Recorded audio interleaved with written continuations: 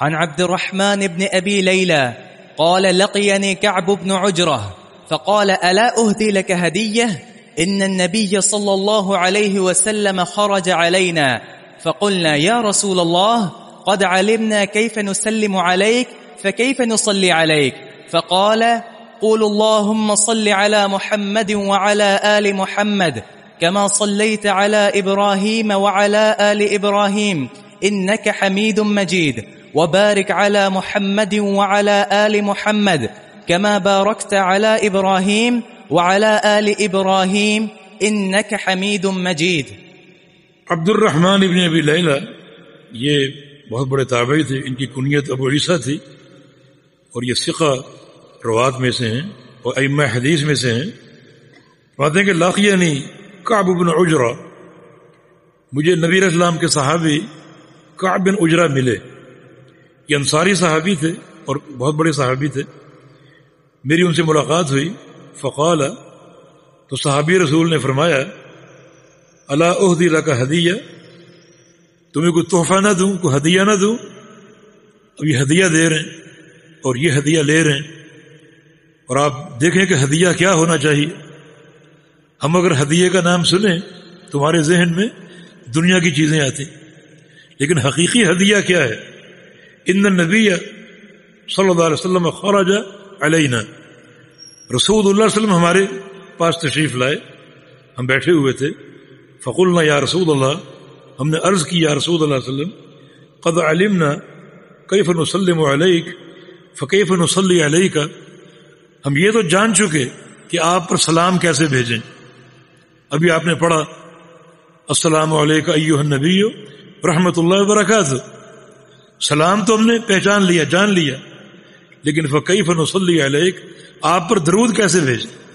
اللہ تعالیٰ نے آپ پر دو چیزیں بھیجنے کا حکم دیا.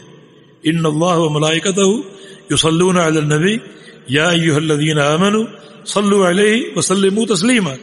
دو چیزیں کہ درود اور سلام.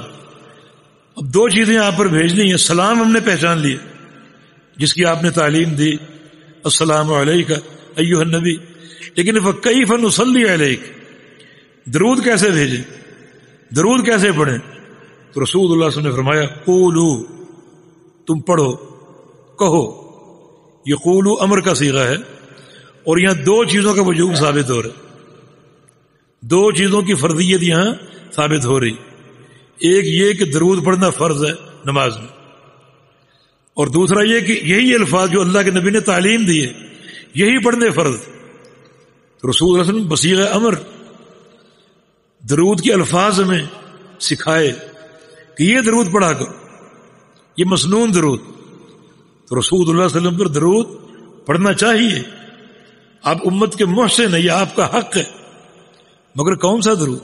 شرکیہ درود نہیں، مصنوعی درود نہیں، بلکہ جو مسنون اللہ کے نبی کا تعلیم کردہ جو درود ہے وہ پڑھنا بہتر ہے. فرمایا کہ قولوا، تم کہو اور پڑھو اللہم صلی علی محمد وعلی آل محمد، اے اللہ رحمتیں اتار محمد صلی اللہ علیہ وسلم پر اور آل محمد پر. آل محمد صلی اللہ علیہ وسلم پر یہ رسول اللہ علیہ وسلم کی آل کی فضیلت ہے. اتنی بڑی فضیلت ہے کہ یعنی درود میں آپ کی آل کا ذکر آ رہا ہے. آل سے مراد کیا ہے؟ آپ کا اہل. یہ آل اور اہل میں فرق نہیں ہے، یہ اہل اور آل دونوں ایک ہی لفظ ہے.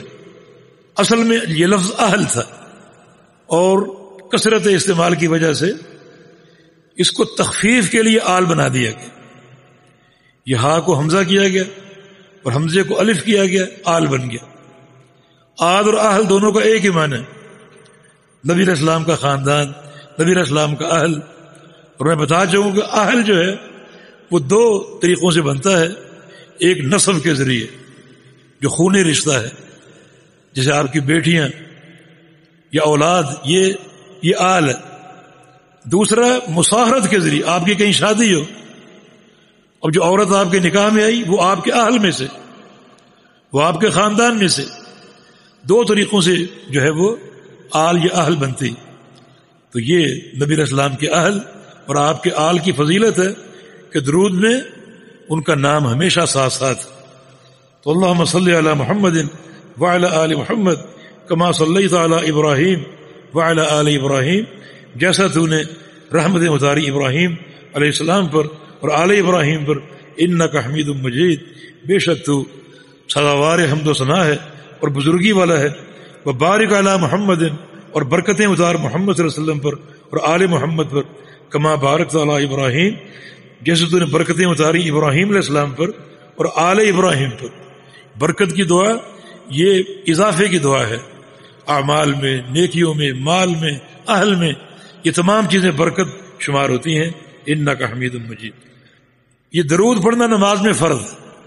ہم اہل سنہ اہل الحدیث کا یہ عقیدہ ہے کہ درود اگر نماز میں نہ پڑھا جائے وہ نماز نہیں ہوگی، اور ویسے بھی درود کے بعد دعائیں مانگنا ہے، اور دعا سے قبل اگر درود نہ ہو تو وہ دعا معلق رہتی، وہ اللہ تعالیٰ قبول نہیں کرتا۔